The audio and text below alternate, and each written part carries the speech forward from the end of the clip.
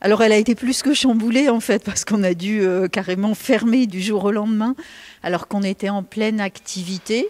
Au total, c'était 25 propositions de spectacles et expos pour la programmation de Malraux. Et puis il y avait aussi tout ce qu'on fait avec nos partenaires, avec la base.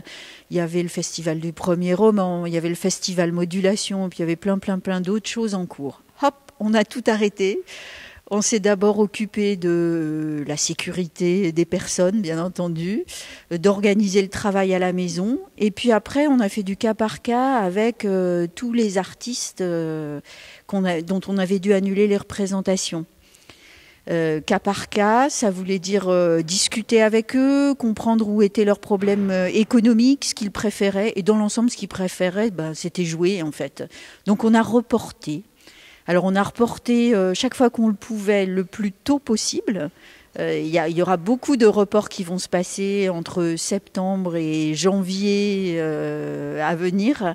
Et puis il y en a qui se reportent encore sur la saison d'après parce que parfois toutes les équipes n'étaient pas disponibles et puis nous les lieux pas disponibles pour que ça se fasse.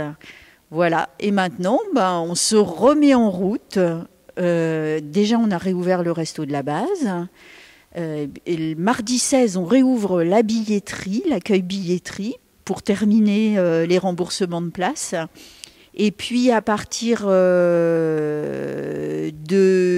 d'aujourd'hui, du 9, on présente la saison en ligne. Avec des épisodes. Voilà, toute l'équipe s'y est mise pendant le confinement, de la comptable au régisseur pour parler des spectacles.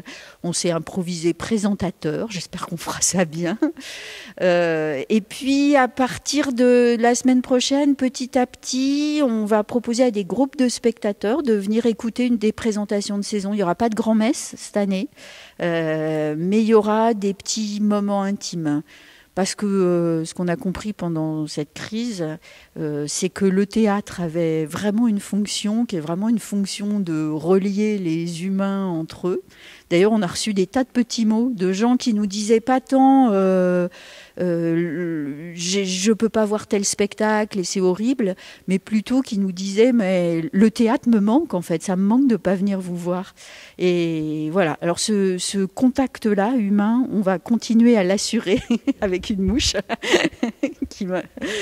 Et donc c'est par petits groupes dans un premier temps qu'on va se retrouver.